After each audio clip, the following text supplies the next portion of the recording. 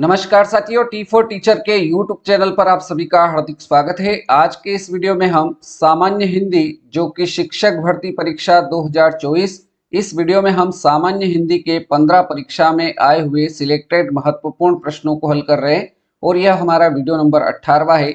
यदि आपने इसके बाकी पार्ट नहीं देखे हैं तो प्लेलिस्ट में जाकर इसके बाकी पार्ट देखकर हिंदी की अच्छी तैयारी आप कर सकते हैं। वीडियो मुख्य रूप से सीटेट परीक्षा, मध्य प्रदेश शिक्षक भर्ती वर्ग 2 और वर्ग 3 के लिए महत्वपूर्ण है, इसलिए वीडियो को पूरा देखिए। वीडियो अगर अच्छा लगे तो लाइक करना है, शेयर करना है और वीडियो आपको कैसा लगा ये आप कमेंट करके भी बता सकते हैं। चलिए आज के पहले प्रश्न की ओर बढ़ते हैं। पहला प्रश्न है आज का, संकर शब्द का अर्थ है। संकर शब्द का अर्थ बताना है। ये क्या विदेशी शब्द है? ऑप्शन बी दे रखा है तत्सम शब्द है। ऑप्शन नंबर सी है दो भाषाओं के शब्दों से मिलकर बना शब्द संकर शब्द है क्या? डी ऑप्शन दे रखा है तद्भव शब्द है। तो संकर शब्द का अर्थ होता है दो भाषाओं के शब्दों से मिलकर बना शब्द। राइट आंसर इस प्रश्न का ऑप्शन नंबर सी बिल्कुल सही उत्तर रहेगा। प्रश्न संख्या 2। प्रश्न नंबर 2 दे रखा है निस्दिन बरसत नैन हमारे। निस्दिन बरसत नैन हमारे इस पंक्ति में किस रस का वर्णन है? ऑप्शन ए वीर रस, बी दे रखा है भयानक रस, ऑप्शन नंबर सी वात्सल्य रस, ऑप्शन डी श्रृंगार रस। तो निस्दिन बरसत नैन हमारे, यहाँ पर जो रस होगा वो श्रृंगार रस हो जाएगा। डी ऑप्शन आपका बिल्कुल सही उत्तर रहेगा। प्रश्न संख्या 3। प्रश्न नंबर 3 है स्वागत शब्द में प्रयुक्त संधि है। हमें शब्द दे रखा है स्वागत शब्द और इसमें हमें बताना है कि इसमें कौन सी संधि होगी। दीर्घ संधि, व्यंजन संधि, यण संधि या वृद्धि संधि। तो हमें जो शब्द दे रखा है वो दे रखा है स्वागत, और स्वागत में आपको जो शब्द दिख रहा है यहाँ पर देखिए व दिख रहा है और व के आगे आधा वर्ण है। तो आपको याद रखना है य, र, ल और व। य, र, ल, व इन चारों वर्णों के आगे यदि आपको आधा वर्ण दिखे तो वहां पर आपकी संधि जो होगी वो यण संधि हो जाएगी। तो इस प्रश्न संख्या 3 का जो सही उत्तर होगा वो option number C right answer रहेगा।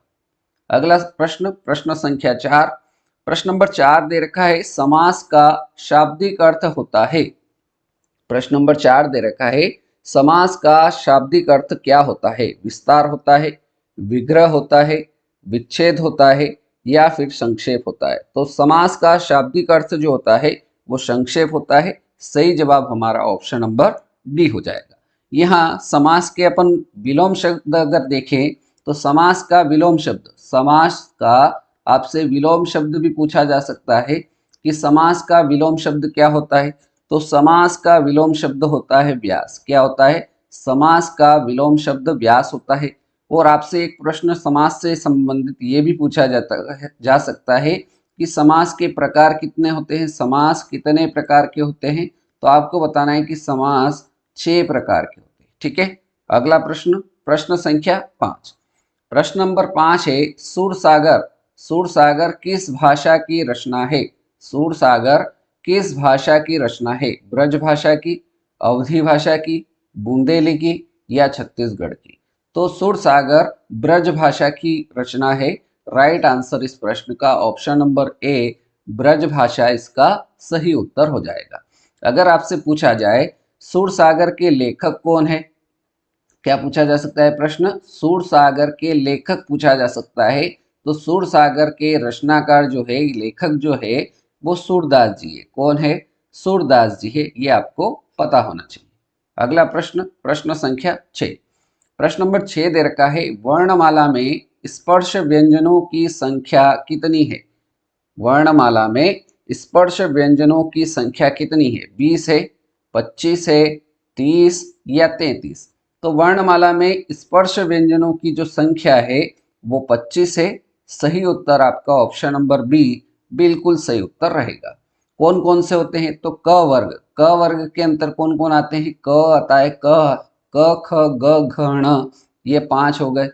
च वर्ग में च छ ज झ ण, ये आपके 5 हो गए। तो इसी प्रकार से ट वर्ग में 5 व्यंजन, त वर्ग में 5 व्यंजन और प वर्ग में 5 व्यंजन। तो कुल व्यंजन इसमें कितने हो जाएंगे स्पर्श व्यंजन? तो ये आपके 25 व्यंजन हो जाएंगे। ये आपको याद रखना है। चलिए अगला प्रश्न देखते हैं। प्रश्न क्रमांक 7, प्रतिवर्ष नदी में बाढ़ आ जाती है, वाक्य में किस प्रकार की संज्ञा है?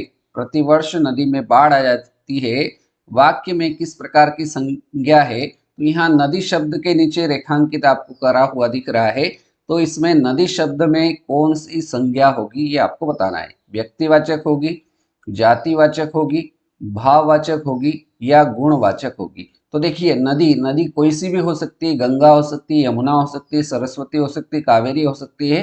तो नदी क्या हो गई? नदी किस प्रकार की संज्ञा हो गई? ये आपकी जातिवाचक संज्ञा हो जाएगी। तो प्रश्न संख्या 7 का राइट आंसर जो होगा वो ऑप्शन नंबर बी बिल्कुल सही जवाब रहेगा।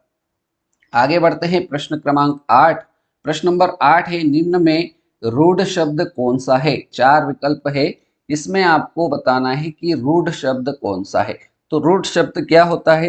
रूढ़ शब्द वो शब्द होते हैं जिसका अपने को याद रखना है कि रूढ़ शब्द ऐसे शब्द होंगे जिनका संधि विच्छेद नहीं होगा, जिनका विच्छेद नहीं होगा। तो देखिए समतल, इसका आप विच्छेद कर सकते हो, विद्यालय का विच्छेद कर सकते हो और वाचनालय शब्द का विच्छेद कर सकते हो। लेकिन आपको जो शब्द दे रखा है पशु, ऑप्शन नंबर सी में, इसका आप विच्छेद नहीं कर सकते हो। तो ये शब्द क्या हो जाएगा? रूढ़ शब्द हो जाएगा।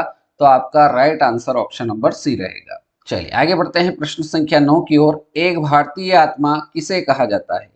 हमें बताना है कि एक भारतीय आत्मा किसे कहा जाता है? जयशंकर प्रसाद को कहा जाता है, ऑप्शन बी है Makhanlal Chaturvedi, option number C है रामधारी सिंह दिनकर, ऑप्शन डी सुमित्रा नंदन पंत। तो एक भारतीय आत्मा ये कहा जाता है माखनलाल चतुर्वेदी को। तो सही जवाब आपका ऑप्शन नंबर बी बिल्कुल करेक्ट आंसर हो जाएगा। यहाँ अगर जयशंकर प्रसाद का पूछा जाए आपको कि इनको क्या कहा जाता है, तो इनको कहा जाता है छायावाद का जनक। आपसे डायरेक्ट प्रश्न ऐसा भी पूछा जा सकता है कि छायावाद का जनक किसे कहा जाता है? तो छायावाद का जनक कहा जाता है जयशंकर प्रसाद को। ठीक है, अगला प्रश्न, प्रश्न संख्या 10, प्रश्न नंबर 10 है, बुद्धिहीन शब्द व्याकरण की दृष्टि से किस संवर्ग में है? मतलब हमें बताना है बुद्धिहीन शब्द व्याकरण की दृष्टि से क्या होगा? संज्ञा होगा, सर्वनाम होगा, विशेषण होगा या क्रिया होगा? तो यहाँ पर जो शब्द हमें दे रखा है बुद्धिहीन शब्द व्याकरण की दृष्टि से कैसा शब्द है? ये आपका विशेषण शब्द हो जाएगा। इस प्रश्न संख्या 10 का right answer option number C हो जाएगा। आपसे पूछा जा सकता है कि प्रश्न की संख्या कितने प्रकार की होती है? तो संख्या 3 प्रकार बताना है। संख्या के प्रकार कितने? 3 प्रकार। आपसे पूछा जा सकता है सर्वनाम के प्रकार, सर्वनाम के प्रकार कितने? 6 प्रकार, सर्वनाम के प्रकार 6। विशेषण के प्रकार अगर पूछा जाए, विशेषण के प्रकार कितने? तो विशेषण 4 प्रकार के। विशेषण कितने प्रकार के हो गए? 4 प्रकार के।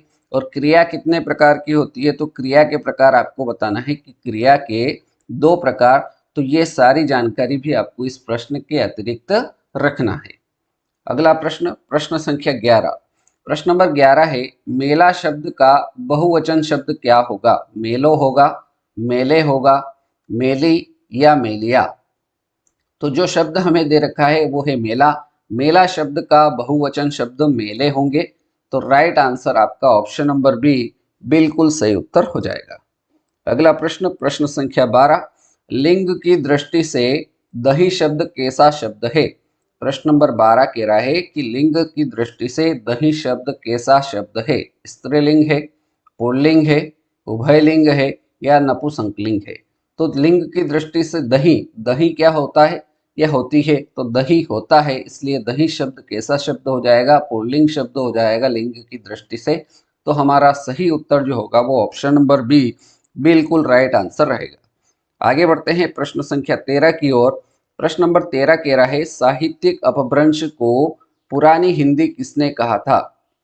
क्या है प्रश्न? साहित्यिक अपभ्रंश को पुरानी हिंदी किसने कहा था? आचार्य रामचंद्र शुक्ल ने, हजारी प्रसाद द्विवेदी ने, शिव सिंह सेंगर ने, ऑप्शन डी दे रखा है रामधारी सिंह दिनकर ने। तो साहित्यिक अपभ्रंश को पुरानी हिंदी कहा था आचार्य रामचंद्र शुक्ल ने। सही जवाब आपका option number A correct answer इस प्रश्न का रहेगा। प्रश्न संख्या 14, प्रश्न नंबर 14 है, अंगुली पर नचाना, अंगुली पर नचाना मुहावरे का क्या अर्थ है?